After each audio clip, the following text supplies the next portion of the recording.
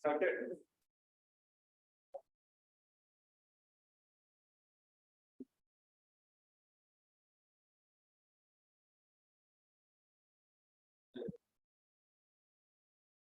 Right.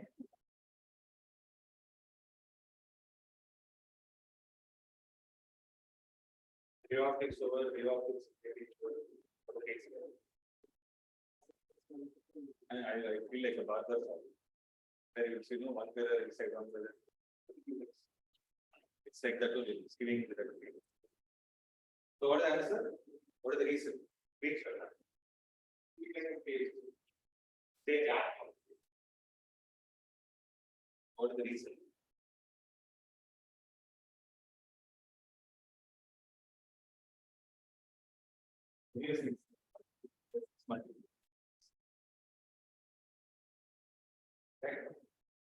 Anyways,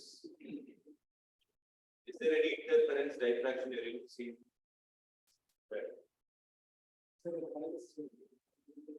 Where? Those who are online, are you able to hear? Yes, sir. Yes, sir.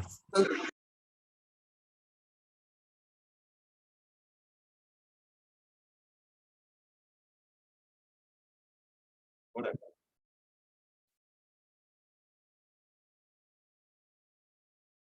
Let's see.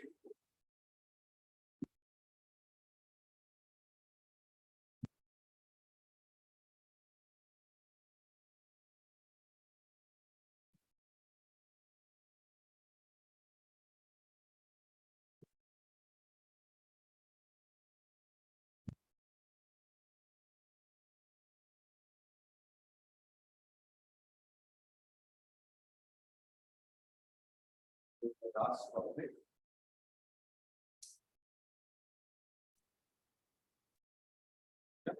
Shall we get started? Right on the last heading, that is, it's called diffraction of light. Okay. So we call this topic as diffraction of light. Some people call it as diffraction also, but mostly I call it as diffraction. Right. So let's see what this topic is all about. So till now, if you see the topics that we have discussed in wave optics, right? So what were the main phenomena that we concentrated upon? Everything started with the concept of principle of superposition. So what does principle of superposition mainly speak? When two light waves, right, of the same frequency are traveling in the same direction and they superpose on each other, then what are you going to get? You will get. So then the displacement at a given position is a vector sum of all the individual waves, displacements of all the individual waves which are participating in the combination or superposition. Right. From that, what is the idea we took? We took the concept of interference of light. Right. What did interference speak about? So interference is mainly about two light waves of same frequency traveling in the same direction, superposed. Then you'll find a set of pattern on the screen which has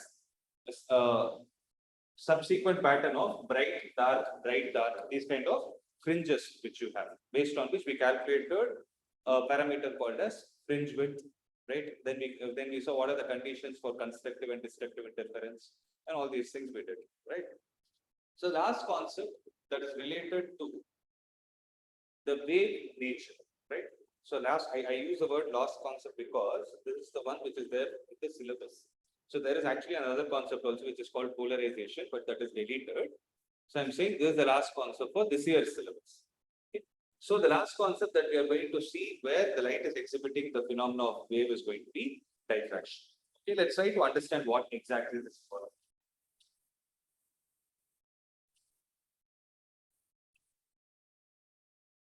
So it is very simple. See, suppose I have a screen, right? And let's say I have a small opening. So this is an opening for light to travel, right? So let's say there is light which is incident on this one. Then what is going to be our expectation? We expect that the light will travel through this opening. It will go and fall on the screen so that it creates exact bright spot of this much area. Isn't it our expectation? Right, I repeat it.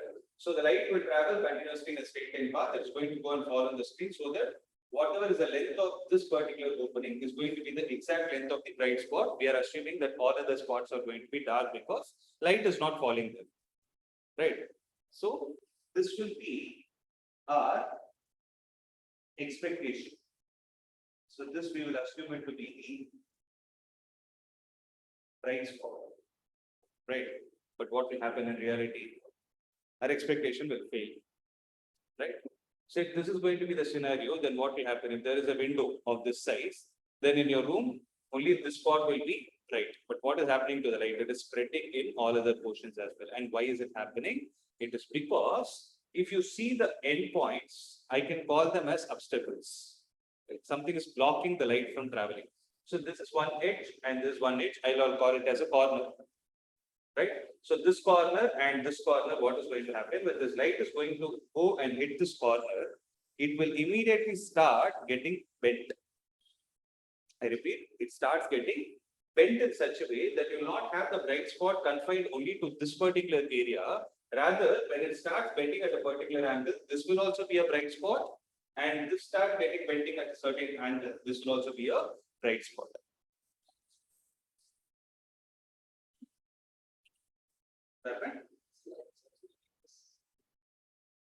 I'm talking about the small experimenters. This is not a window based.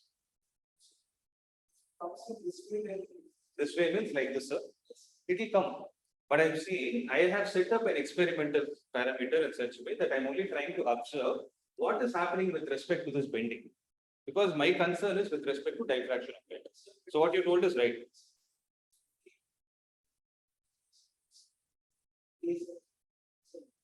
Which opening is same as the distance. So you know that. I'll show you that activity tomorrow. I'll show that it's what we have. Okay. So here, though I do the opening to be slightly bigger, right? But for you to observe this kind of pattern, I'll come to that point. So here, I'm only trying to explain the phenomenon of diffraction of light. Okay, what I'm trying to say is when light is hitting these corners, it starts bending. And this phenomena of bending of light when it strikes an obstacle or a corner is what is called as diffraction. Okay, now comes an important question. So here I'm using the word bending, which says diffraction of light. But in the previous chapter, we also learned a concept called as refraction of light, which also speaks about bending. So there also it is bending, here also bending. Then how can we have the same phenomena of bending in two different contexts? Refraction. Yes. So refraction will take place when light travels from one medium to another. Means what is the property change that should take place? There should be a difference in the optical densities taking place between the two media in which the light is traveling. Then the phenomena is called as refraction. Whereas if the bending of light is taking place due to a physical obstacle, due to the light hitting the corner of a particular surface, that is called as diffraction. Right? So based on this, let's try to make a definition to it. Write it down. So the definition of diffraction is going to be something like this. Bending of light when it strikes a sharp obstacle.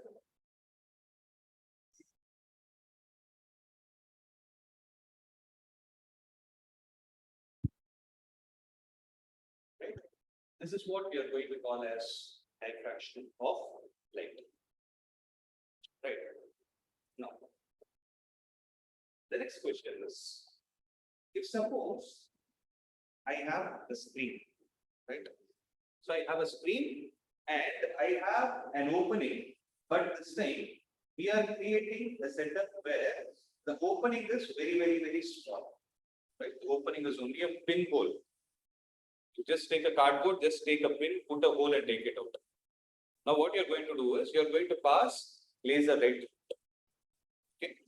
So though it is a pinhole, but for the drawing purpose, I do it slightly big. Okay.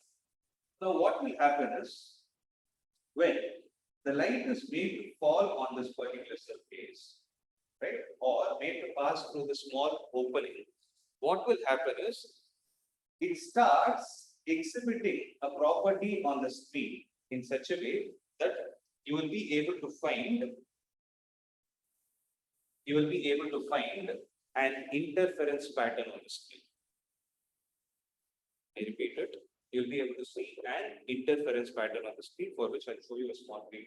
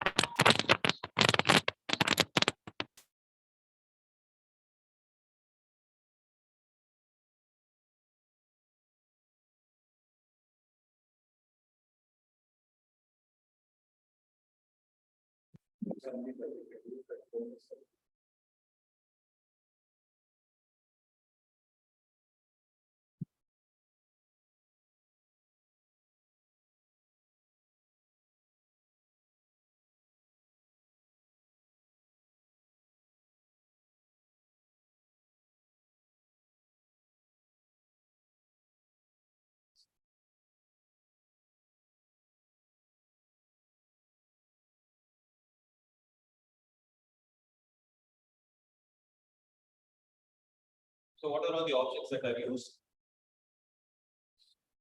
So if you take, actually there is a setup which you can create at home. I had that setup, but got missing.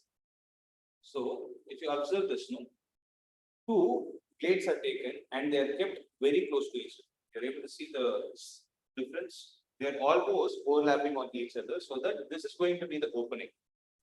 Right? Now, when we start passing the light through this, okay,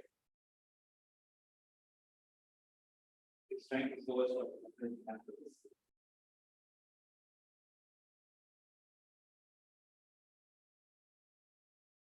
Okay. Now, one thing, you tell me that laser light you saw, right? If you take that laser light and put it on the screen directly, what will you observe? Let's say there is a laser light and it is made to fall on the screen. You will be able to find a spot of that particular color. So you'll find only one spot, right? But if you pass the same laser light through this kind of an opening, see what is going to happen.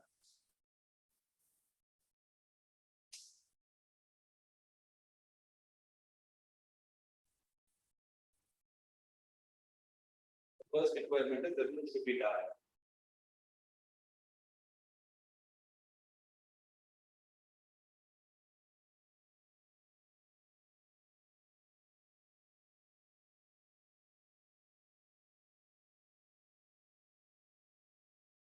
You're able to see what's happening, right? It is actually getting scattered. Right, that is when you see it from this side. But when you see it on the screen, see what is happening. What are you able to observe? So it is getting spread in the first place. Apart from that, if you try to go closer and see, you have a bright spot here. And there is another bright spot in between which you have a dark spot. You're able to understand that? Maybe if we zoom in, you'll be able to see it more.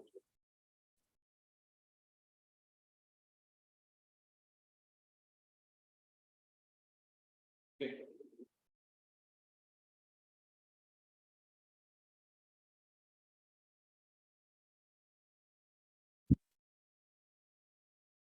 You're able to see.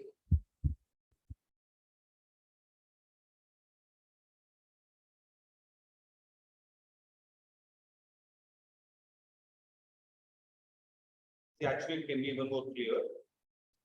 But I hope you're able to understand the fact that you're going to have what kind of a pattern? Yeah, the camera is not actually capturing properly.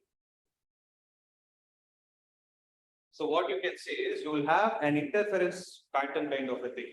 I'll try to show you another video. So are you guys able to get a grip of it? So I'll try to show you another video.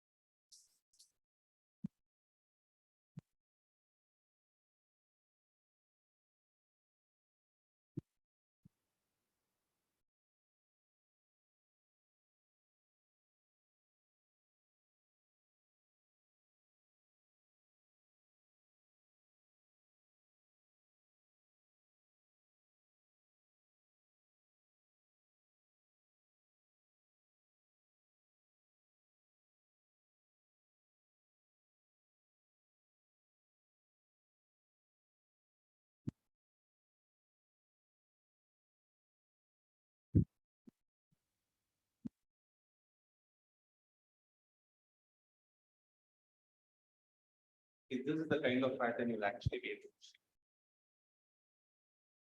So this is looking something like interference.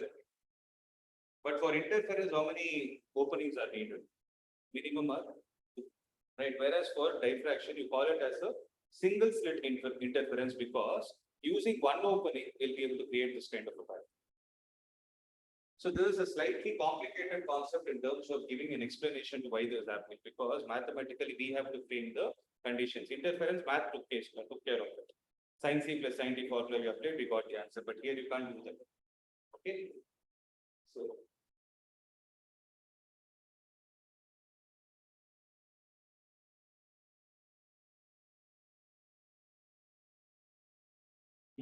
this is what would have happened if it is a single laser without any opening. But with opening, you saw what kind of a pattern is being formed, right? Now our job in this topic is to give an explanation of why that kind of pattern is actually happening. Okay.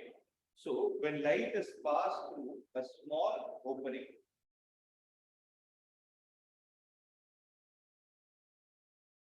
then what is that you can observe on the screen? You will have the sequence of bright, dark, bright, dark, bright, dark, and the pattern keeps repeating itself. Are you able to understand what I'm trying to say? Right? So, unfortunately, since here you have only one opening, we need to give an explanation of why you are actually getting a bright spot, why you are getting a central bright spot at the midpoint. And if you see the other bright spots, the intensity will slightly keep decreasing. Did you observe that pattern? Right? The intensity was slightly decreasing. Now we need to give an explanation to them. So, the spot which is exactly at the center and the brightest is called as the central maximum. What is it called as? It is called as the central maximum, right?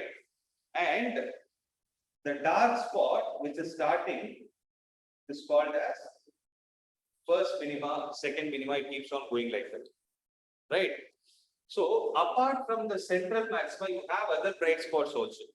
So the other bright spots are given a name called as first, secondary maxima. Similarly, the other bright spot is given a name called as secondary maxima. Are you able to understand? So it keeps on going like this. The same thing will appear on either sides with respect to the central bright spot because that is like the origin. Okay. Now we will give an explanation of why this central bright spot is actually formed. So to give an explanation related to the central bright spot, so let's say the opening is of width A. Okay, this opening is of width A, and remember it is a pin both sides. And light is entering from here, and it is going and falling at this point. And light is entering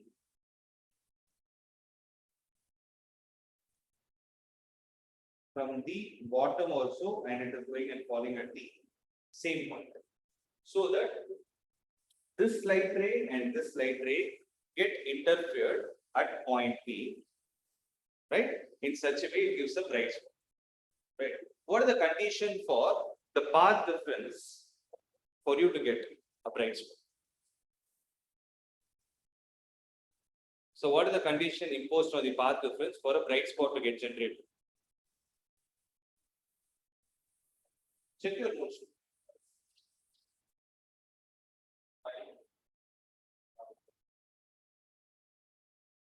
It will be in terms of wavelength. Check your notes. If you go to interference for constructive interference, what was given?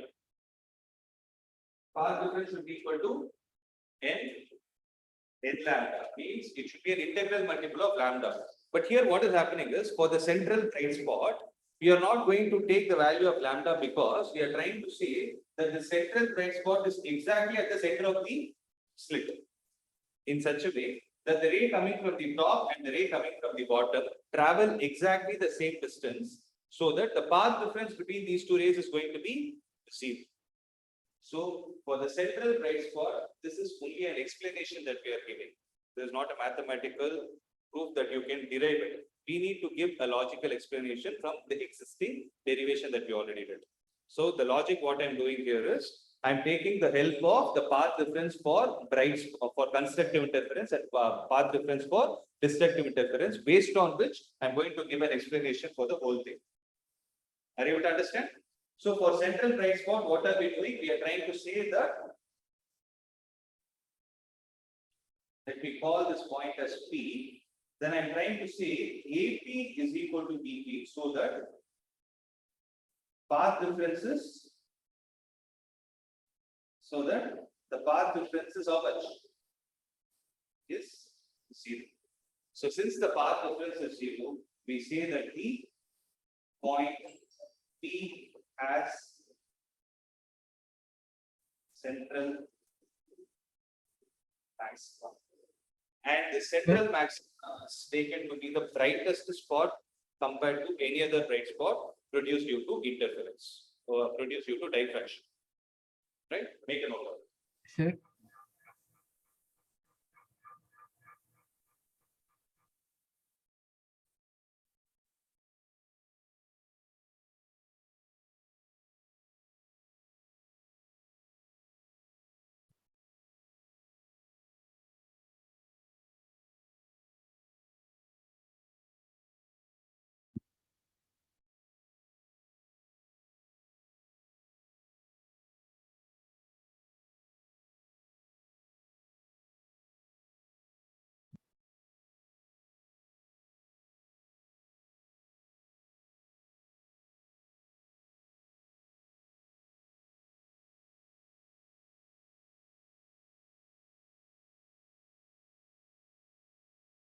Right?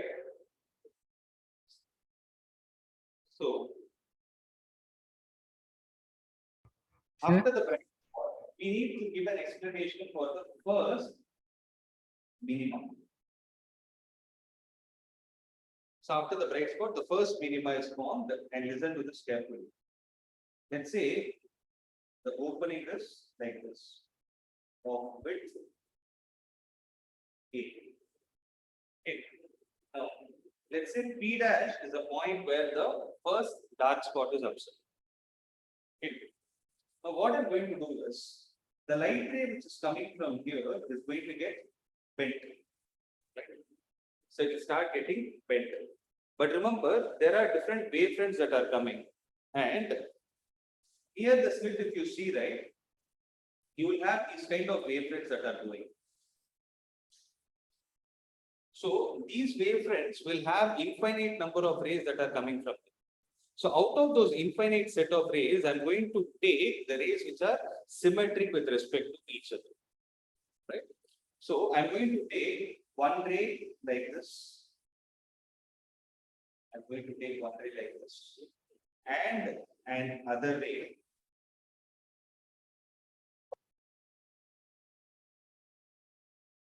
like this. Okay. And what I'm going to do is I'm going to break this slit virtually into two parts. Virtually in the sense, I'm assuming that this slit itself is a combination of two other small slits of exactly the same dimensions of how much value? Obviously, A by 2 and A by 2. right? So I'm saying this is of width a by 2, and this is also going to be of the width a by 2. Now what I do is, between this region, I will take one ray. Okay, I'll take one ray, and the ray is going to be this way.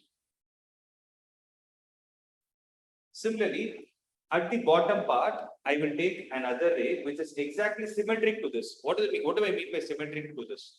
Meaning, from this corner, let's say this ray. So from the top corner, if I say the first ray that I consider is at a distance x. Then from the midpoint, exactly at a distance x below it, I consider another ray which is symmetric.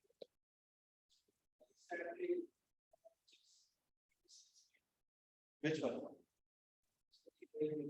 This one. This one. Yes. It is parallel to this one.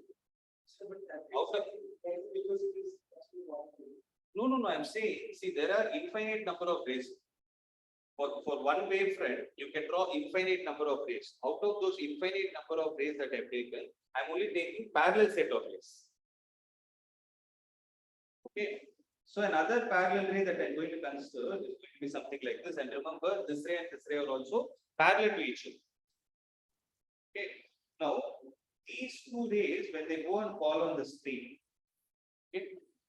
So you might ask, the parallel rays meet only at infinity, but remember the opening is very, very, very small.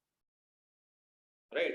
So these two rays are going to go and fall at point P dash in such a way that the interference of these two waves will generate a dark spot. Make you? So listen to this. So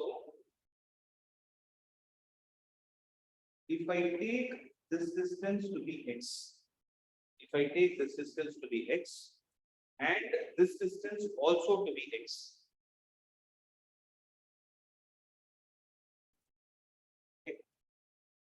Now, what is going to be the distance between the two red color rays that I have drawn? What will be the distance between these two red rays that I have drawn?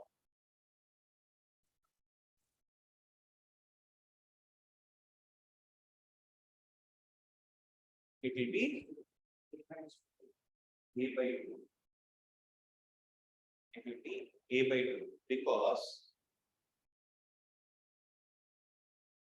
what is this distance? So from here, from the top ray, so from the top ray till this ray, what is this distance? This is a by 2. This is a by 2 plus x. So this is a by 2 plus x. Out of a by 2 plus x, x is gone. So how much is it? So it will be a by 2. That is why the distance between those two red rays, which I told is going to be a by 2. Right? Now, that is the path difference between them. Sorry, that is not the path difference. I'm sorry. Yeah, a small correction here. Now, if I take, so I'm taking this ray, I'm drawing it separately.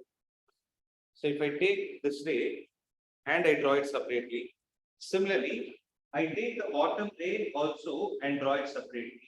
In such a way, I'm trying to say that they both are getting bent exactly at an angle theta with respect to the horizontal. Okay. Now, from the top point, if I drop a perpendicular, then this distance is what I need to calculate, which is going to be the path difference.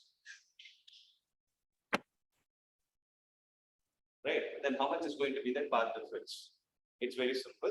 See, if this is a by 2, okay, then what do I have? I have a right angle triangle. Let me call this as ABC. So I have the right angle triangle ABC, where if this angle is theta, then how much is going to be this angle? So if this angle is theta, this will be 90 minus theta, right? And this is a perpendicular. So this is perpendicular to the horizontal. If this is 90 minus theta, how much will this angle be? It will be theta. So when theta is getting revolved, here it is going to be theta. Accepted. Now AC is a by 2. So AC is going to be a by 2. So AC is a by 2. BC I don't know. AB I don't know. You have to calculate them. Now, what is going to be the path difference? Path difference is BC. So, if I call this as delta x, then delta x divided by a by 2 is going to be equal to how much? Sine theta. So, delta x is how much? A by 2 sine theta. So, a by 2 sine theta is going to be the path difference that is occurring between these two rays. Now, we need to say or give a mathematical expression to what should this path difference be in terms of the wavelength of light for you to have a dark spot at this place. Are you able to understand? Now, recollect, go back and revisit and tell me what should be the condition for destructive interference.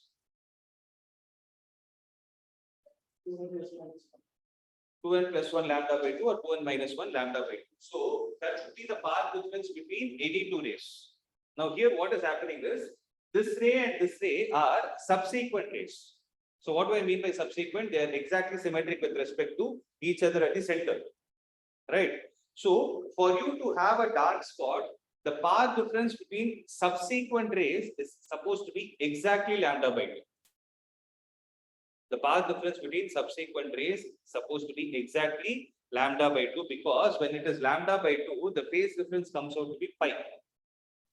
And pi can occur only between the subsequent rays. Okay. So I'm writing the explanation here. For dark spot, path difference between two subsequent rays should be how much? Lambda by 2. Meaning, what should I take into consideration? A by 2 times sine theta, which is the path difference, should be exactly equal to lambda by 2 for you to observe the first dark spot. So 2 and 2 will get cancelled, which implies A sine theta will be equal to lambda. And this is the condition for first minima. So if you see, what is the condition for central maxima? The path difference should be 0, whereas the condition for the first minima is supposed to be A sine theta exactly being equal to wavelength of light. Okay. Make a note of it.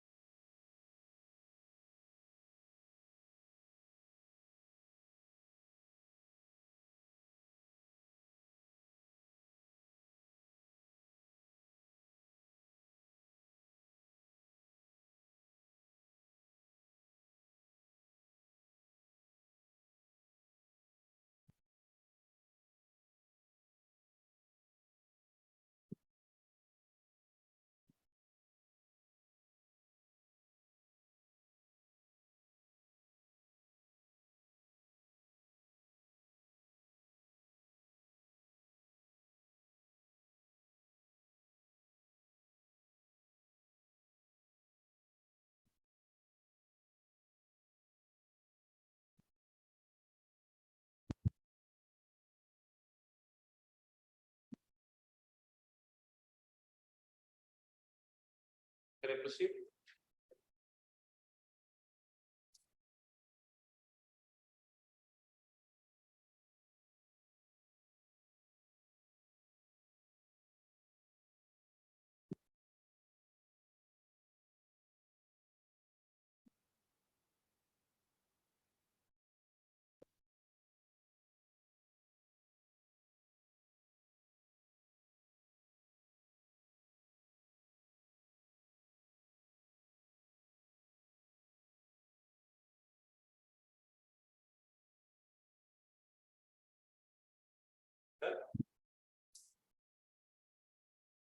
Now you will get an understanding of what is happening.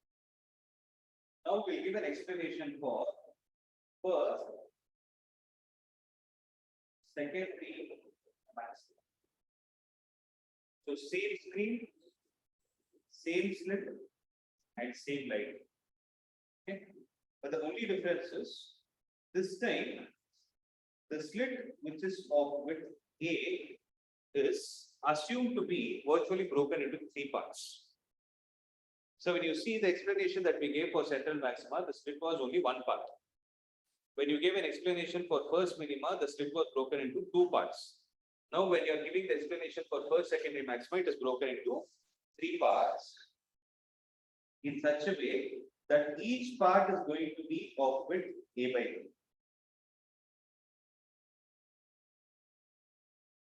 Right? Now what I do is, in the previous scenario, I took the ray from here and here. Now I'm not going to do that. First minimum. No, there is nothing like primary. So between the corner and the virtually broken 1/3 of the part, I am taking one of the rays. Okay, I am saying there is one ray like this. Okay, exactly symmetric to this means whatever is the distance from the top of this corner, I am taking exactly at the same distance from this corner in such a way that the second ray is going to be like this and third ray will be like this. Now all these three rays are going to go and fall on the screen, let's say at a point P double dash. Okay. Now what will happen is, listen. Let's say all the three rays are getting bent at an angle theta, for instance. Okay.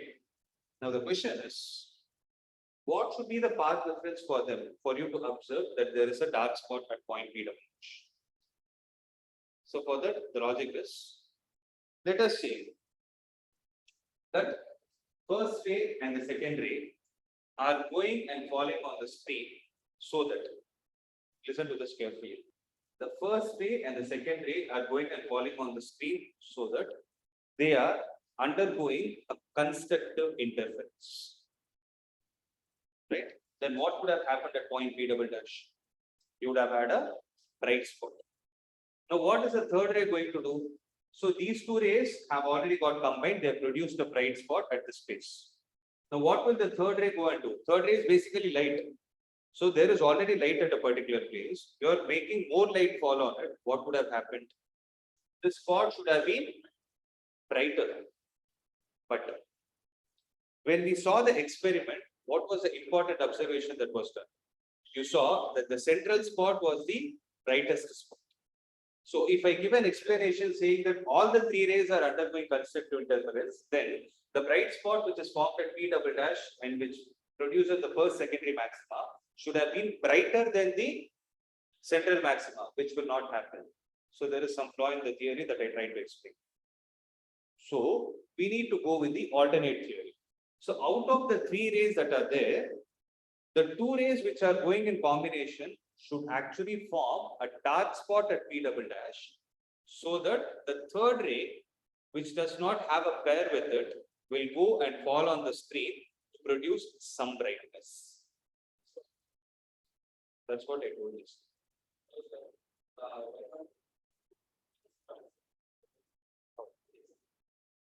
See, two already undergoes constructive. I told you third one is light. How can a light go and cut down the light? So these two rays are any two rays for that matter. So two rays are supposed to go and fall on the screen so that they undergo destructive interference and create a dark spot. They make that place dark, and the third light, which does not have a pair, will go and fall on the screen to give some amount of brightness. Okay. Now what we need to do is, again we need to frame a condition for this kind of a pattern to get produced on the screen. For that, what I'm going to do is listen to this carefully. So if I take this as AB, so A and B, this distance is going to be A divided by 3, and this will be theta 2, and this will be theta 2, right? So if I drop a perpendicular from the top point to this base, Right. Again, I'm going to have a right angle triangle. If I call this as ABC. So if I take the right angle triangle ABC, then I can say this angle is going to be theta. And how much is AC going to be this time? It will be A by 3. Then BC is going to be how much? BC will be equal to A by 3 times sin theta. And remember, A and B are subsequent rays. Sir, actually, not the. Where? This is B. Let me take this as C. This way. So BC is going to be A by 3 times sin theta 2. Now observe that these two rays are going and falling on the screen to produce destructive interference. And what are these two rays? They are subsequent rays. So what did I tell you should be the condition for destructive interference between two subsequent rays? Path difference between two subsequent rays to produce a destructive interference. So A by 3 times sin theta 2 should be equal to lambda by 2.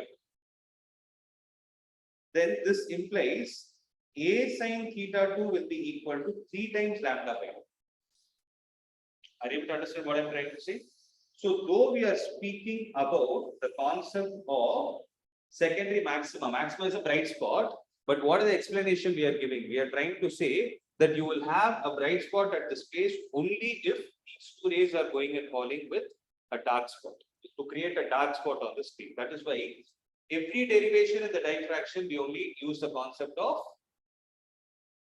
lambda by 2. So that should be the path difference between subsequent rays for destructive interference. Is this point clear? This is getting registered.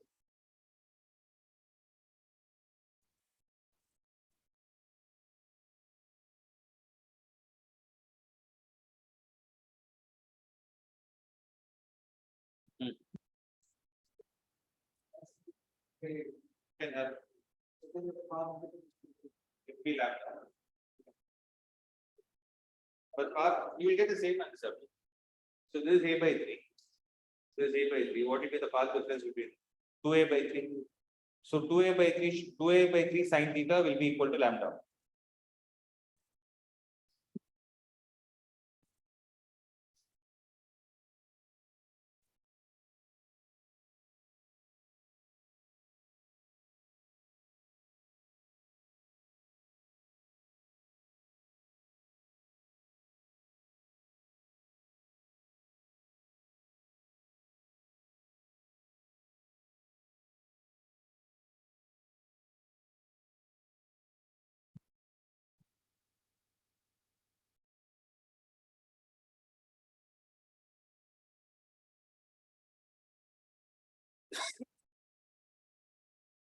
Clear?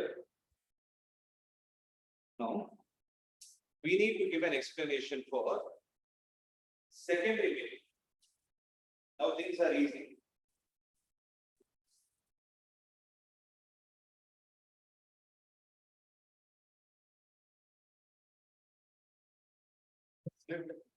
Is of width A. Now, for the previous scenario, we broke it into 3 parts. Now, how many parts are we supposed to break it into? 4. So, when you break it into 4 parts, you will have each part of width A by 4. Etc. And we will be considering 4 symmetric rays. Right? Such that they go and fall, let's say, at a point P triple dash, so that this spot should be a dark spot. So here it is easy explanation. The first 2 subsequent rays will undergo destructive interference, right? And the third and the fourth rays will also undergo destructive interference, as a result of which you have P double dash to be a dark spot. So this second Minimum a dark. Sir? It's dark, but it's a black spot. That's it. Sir, the first two rays will be undergoing destructive interference, and then The third and fourth will also undergo destructive. okay. Yeah. So when they undergo destructive, now again the same logic. If you take two subsequent rays, again the same diagram. Maybe you only have to change the value of theta. Now I make it as theta 4 for instance. Okay. Then what is going to be the path difference? This path difference will be a by 4 times sin theta 4. So a by 4 times sin theta 4 should be equal to how much? Lambda by 2. For their subsequent rays again. So cancel these two. So a sin theta 4 should be equal to 2 times lambda, and this is going to be the condition for second ray.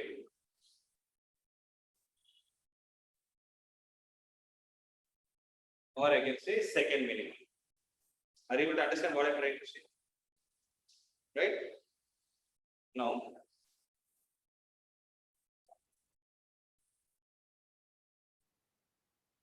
so what would be the next one? You yourself tell me. So we saw explanation for central maxima, first secondary maxima. So next one will be second secondary maxima.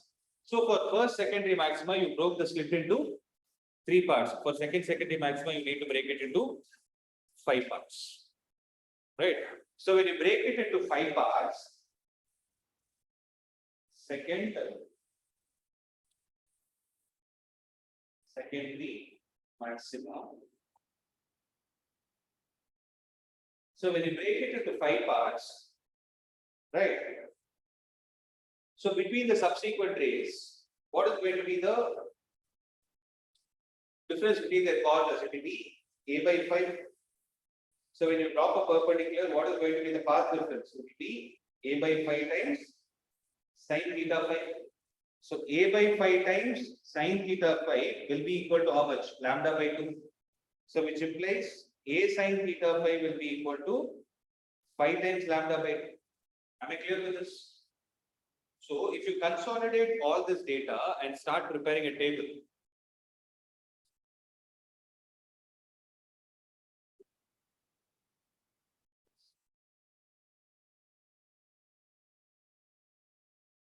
shall we see what the table is? So if you prepare a table for it, first secondary maxima, what is the condition? A times sin theta comes out to be lambda by 2. Second secondary maxima, A sin theta comes out to be 3 times lambda by 2. Similarly, for the third secondary maxima, what is your expected value there? It becomes 5. So for nth secondary maxima, what can I say? A sin theta will be equal to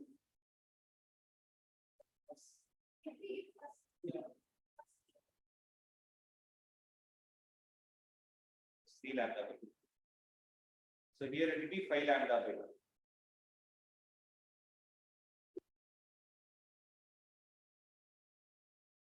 This 5 lambda by 2. So for the nth secondary maxima, A sin theta should be equal to 2n plus 1 into lambda by 2. That happens 2n plus 1 times lambda by 2, because n is equal to 1, you will get 3. N is equal to 2, you will get 5. It keeps on going. So A sin theta equal to 2n plus 1 lambda by 2 is a condition for nth secondary maxima. Similarly, for first minima, what is the condition we got? A sin theta is equal to lambda. Similarly, for second minima, A sin theta is equal to 2 lambda. Third minima, A sin theta is equal to 3 lambda. It keeps on going. Nth minima, what will happen? A sin theta will be equal to n lambda. So the condition for the secondary, the nth minima to be formed is A sin theta should be equal to n times lambda. So if you observe, they seem to be exactly opposite of what is happening with constructive and destructive interference. Generally, for constructive interference, you will have n lambda. For destructive, you will have 12 plus 1 into lambda by 2. Here it is the reverse. But if you see, everywhere the explanation is given only with respect to the dark spot being formed, except for central maximum. Is the point clear? So you will have problems based on these expressions, but you need to understand why these expressions are actually come. Here you will not write 2n minus 1 lambda. There is only 2n plus 1 lambda.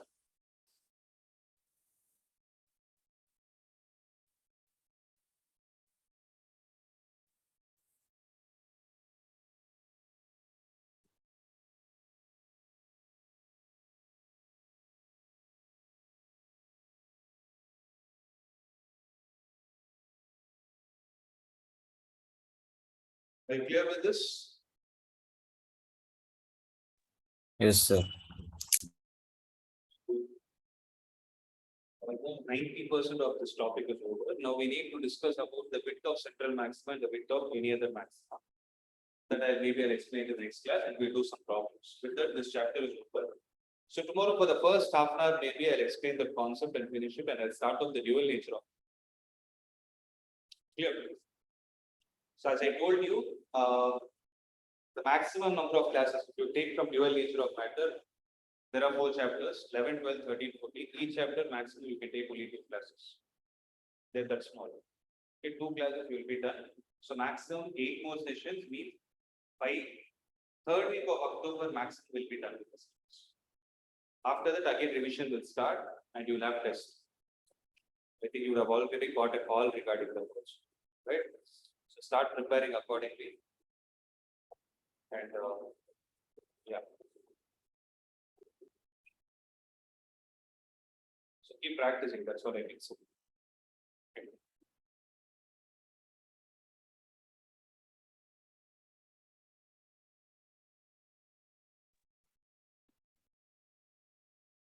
Sir, can you show the before slide? Yeah.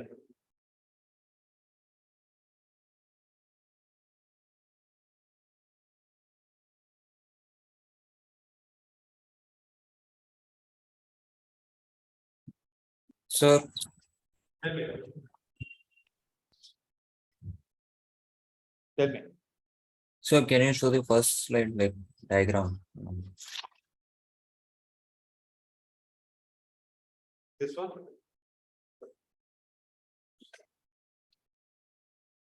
Is this the one you're asking? No, sir. Next one. Yes, sir. Thank you, sir.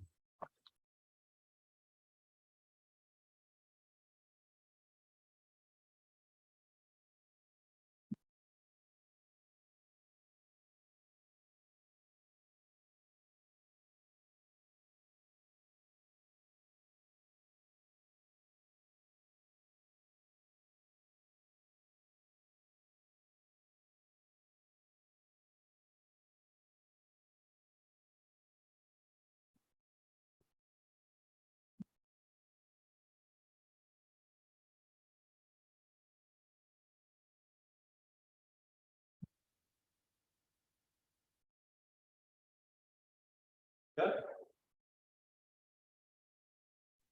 Yes, sir.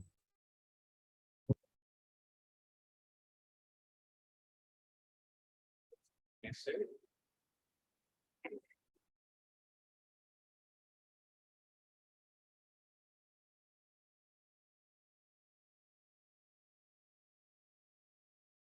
So you'll wind up this.